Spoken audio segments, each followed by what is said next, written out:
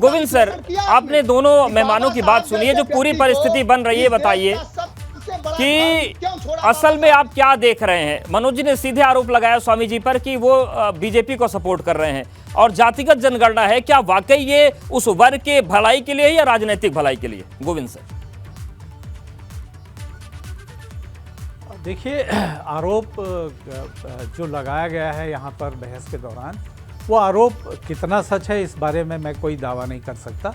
आरोप सच भी हो सकता है, आरोप सरासर गलत भी हो सकता है, और आरोप लगाने वाले खुद एक राजनीतिक व्यक्ति हैं, तो निश्चित तौर पर उनका आरोप भी राजनीतिक वजहों से ही लगाया जा रहा है। जहाँ तक ये जो जनगणना की बात है, जाति जनगणना की जो बात है, ये पहले से भी देश में रही है और इसको लेकर राजनीतिक विमर्श भी बहुत तेज हुआ है, और हाल के वर्षों में इसको लेकर समाज के एक खास तबके ने इस बात को उठाने की कोशिश की है कि इससे जो समाज में जो गैर बराबरी है, ख़ास तौर पर आरक्षण का जो सवाल है, उसमें इससे काफ़ी मदद मिलेगी।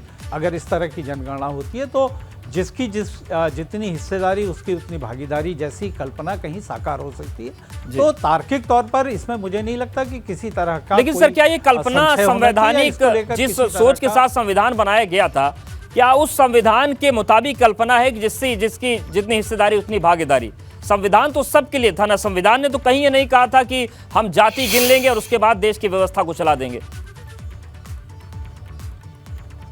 नहीं, देखिए, दुर्भाग्य तो यही है, संविधान और जब देश में संविधान लागू हुआ उस वक्त जिस आरक्षण की बात B.R. अम्बेडकर ने कही थी, वो कितने वर्षों के लिए देश में चलना था, लेकिन वो एक राजनीतिक मजबूरी बनी और राजनीतिक दल उसको अपने अपने पाले में हमेशा करते रहे। उत्तर प्रदेश में आप देखिए, जो सरकारें आई उन्होंने अपनी अपनी जाति, अपने अपने समाज के लोगों के लिए आरक्षण को किस तरह से लुटाने की कोशिश की, किस तरह से जातियों को इस खांचे से उस खांचे में और जातियों का अनुसूचित जातियों को पिछड़े वर्ग में, पिछड़े वर्ग को अनुसूचित जाति में बदलने की लगातार कोशिशें हुई। उस सब का मकसद क्या था? उस सब का मकसद यही था कि किसी न किसी तरह से अपना जो वोट बैंक है उसको मजबूत किया जाए। और उत्तर प्रदेश में तो कम से कम राजनीतिक दलों ने बिल्कुल इसी बात का नारा लेकर राजनीति की, अपनी जाति को लेकर।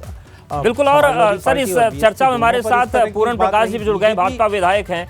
पूर्ण प्रकाश जी, स्वागत है चर्चा में। और ये जो जाति की राजनीति, इससे बाहर तो आप भी नहीं हैं, तो ये जो पूरी प्रक्रिया है और जो स्वामी दीपांकर जी कह रहे हैं कि जाति नहीं एक समाज पूरा बने, तो इस यात्रा को लेकर और जाति जनगणना को लेकर आपका क्या स्टैंड है?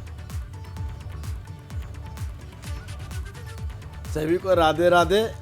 देखिएगा, अभी मैं स्वामी जी की सुन रहा था, मनोज जी की सुन रहा था।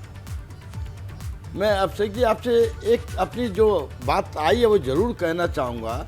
अगर हमारा हिंदुस्तान इतना सभी समाज के, सभी धर्मों के जो लोग रहते हों, हम कहीं भी किसी चीज़ को ऐसा लेके चलें कि अपने स्वयं के लिए अलग अलग विभिन्न पार्टियां, प्रजातंत्र है, हर दल होता है, पक्ष होता है, विपक्ष होता है, पक्ष अपनी बात कहता है, विपक्ष अपनी कहता है, सरकार होती है, सरकार के एक अपोजिशन होता है, वो अपनी बात कहता है। लेकिन यहाँ पर देखें एंकर साहब, अभी जो बात है हिंदुस्तान में, हमारे उत्तर प्रदेश की आप बात कर रहे हैं, हम उत्तर प्रदेश के बैठे माननीय सदस्यगण बैठे हैं।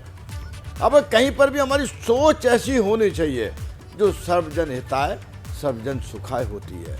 इसको सब धर्म कहते हैं, आप भी कहते हैं, बाबा साहब ने भी कहा था। जो तमाम दल कह रहे हैं, चाहे सपा है और दल, वो कह रहे हैं कि जातीय जनगणना होगी तभी सर्वजन हिताय और सर्वजन सुखाय हो पाएगा, एग्जैक्ट फिगर आने के बाद।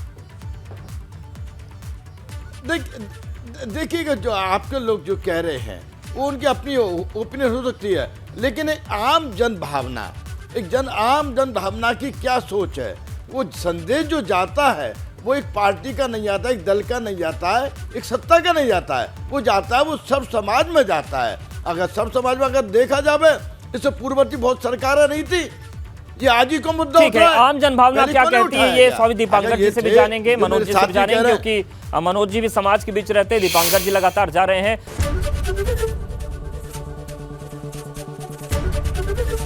एबीपी गंगा, खबर आपकी, जुबान आपकी।